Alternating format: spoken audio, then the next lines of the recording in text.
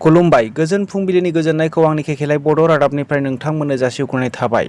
दासिमनि मोननैसो खौरांखौ नोंथांमोननो लानानै फैलायबाय। आसा खालामो नोंथांमोना खौरांखौ जोबजासे खोनासंलांगोन। दानिया फै जोङो दिनैनि गाहाय रादाबाव।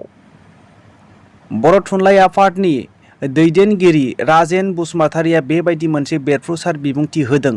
थांनाय समावहाय CIT यावहाय मोनसे सावराय मेलावहाय प्रमद बर'खौ रायनायनि जाहोनाव 2021 मायथाइनिफ्रायनो प्रमद बर'आ गुबुन बर' आफाद मोनफ्रोमनोबो थाइसेबो रां हराखै आरो थांनाय समाव बर' थुनलाइ आफाद जे खुंफुंनायावबो बिटिआर सोरखारनिफ्राय 5 लाख रां आरो आसाम सोरखारनिफ्राय 10 लाख रां हरनांगौमोन बेखौबो हराखै होननानै बिथाङा बुंदों। जायनि जाहोनावहाय दिनैहाय प्रमद बर'मोनहा बर' हारिनि थाखाय मोजां मावैनि थाखाय 90 जौखोन्दो बर'फ्रानो खुद्रि सारनानै दङ होननानै बिथाङा बुंदों।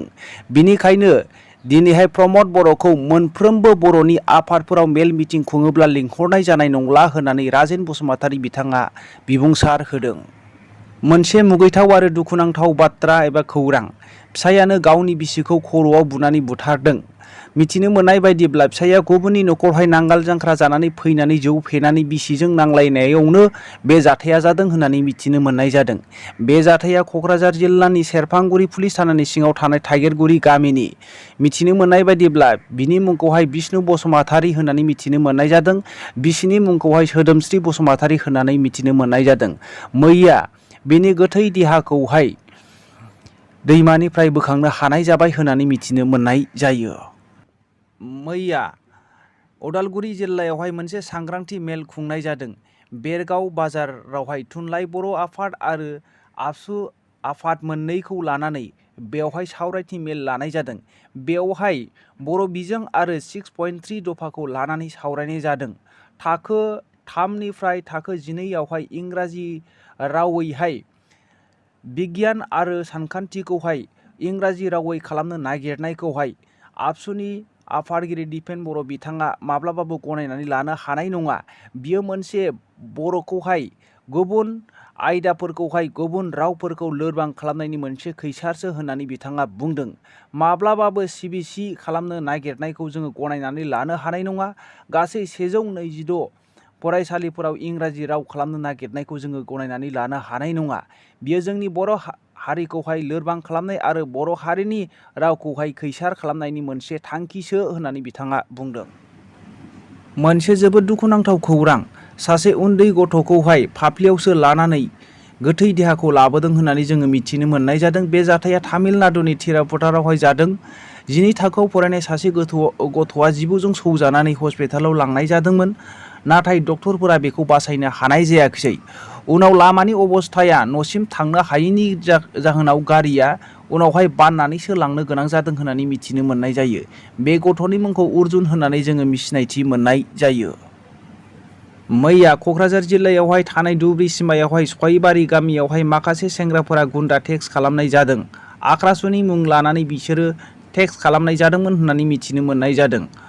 मोनद' NTPC सालाकाथिनिफ्राय लांबाय थानाय हाथफ्ला रोगानाय गंद' गारिफोरनि सायावहाय हामला खालामनानै गारिनि ग्लासफोरखौ बुफाय बुसि खालामदों आरो ड्राइभारफोरखौ दुमखि दुमखा खालामनानै रां सेखावनानै लांदों आरो गारिनि लेखाफोरखौबो लांदों होननानै मिथिनो मोननाय जायो।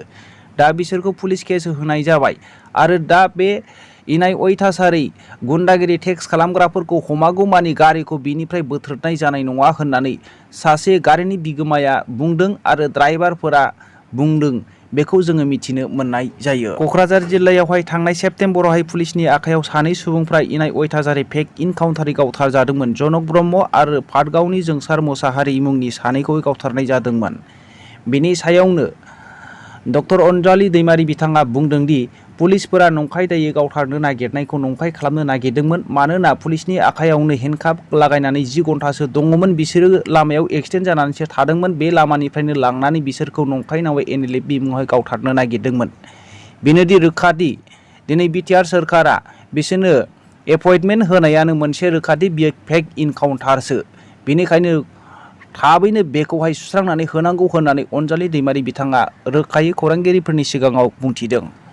मैया गुवाहाटी इउनिभार्सिटि मोखाङाव थांनानै गोबां फरायसाफोरा थांनानै धरना होदों। मिथिनो मोननाय बायदिब्ला गुवाहाटी इउनिभार्सिटियाव 5 सेमिस्टारनि रिजाल्टखौ लानानै फोसावदोंमोन। बेवहाय गोबां बेले-बेजे जादों। बेखौनो लानानै गोबां फरायसाफ्रा थांनानै धरना होदों। गोबां फरायसाफ्रा आनजादाव एबसेन्ट आरो फेल फैदों। बिनि जाहोनावनो लानानै गुवाहाटी इउनिभार्सिटियावहाय पेपार नायफिननायनि जाहोनावहाय 500 निफ्राय 700 रां बिदों होननानै मिथिनो मोननाय जादों। मोनसे पेपारावनो 500 निफ्राय 700 रां होनानै नायफिननो थाखाय गुवाहाटी इउनिभार्सिटिया फोसावनानै होदोंमोन। बेखौनो लानानै मैया गोबां फरायसाफ्रा थांनानै धरना होदों। जुदि फ्रि नायनो होआब्ला 341 फरायसाफ्रा बा 341 फरायसालिनि फरायसाफ्रा ज' जानानै गुवाहाटी इउनिभार्सिटिखौ बन्द' खालामगोन आरो गेटखौ ताला होनाय जागोन होननानै फोसावदोंमोन। आरो गोबां दुंहाव थासारि जानायावहाय पुलिसफोरा थांनानै सानैसो फरायसाफोरखौ एरेस्ट खालामनाय जादों आरो उनावहाय गोजोन थासारि खालामनाय जादों होननानै जोङो मिथिनो मोननाय जायो। भारत हादरनि थाखाय मोनसे गोजोनथाव खौरां। जोंनि भारत हादरफोर गेलेगिरिफोरनि थाखाय मोनसे जोबोद गोजोनथाव आरो देरगाथाव बाथ्रा। 4 मेडेल लाबोनो हानाय जादों होननानै जोङो मिथिनो मोननाय जादों। 2 सनानि आरो 2 रुपानि मेडेल मोनबोनो हानाय जादों। बे गेलेनायाव आसामनि नयनमणि सयकियाबो दङमोन होननानै मिथिनो मोननाय जादों। सनानि मेडेलफोरखौहाय लन बलनि गेलेनायावहाय गिबि खेबनि थाखाय मोनबोनाय जादों आरो टेबल टेनिस बे मोननैयावहाय लन बल आरो टेबल टेनिसआव सनानि मेडेल मोननाय जादों आरो रुपानि मेडेलफोरखौ वेटलिफ्टिं आरो बेडमिन्टनआव मोनबोनाय जादों होननानै जोङो मिथिनो मोननाय जायो। बियो जोंनि भारत हादरनि थाखाय मोनसे देरगाथाव खौरां। बेजों लोगोसे दिनैनि रादाबा एसेनोसै। रादाबखौ जोबनायसिम खोनासंनायनि थाखाय बयनिसिमबो खौथि खौथि साबायखर थाबाय। जै बर' हारिनि जै।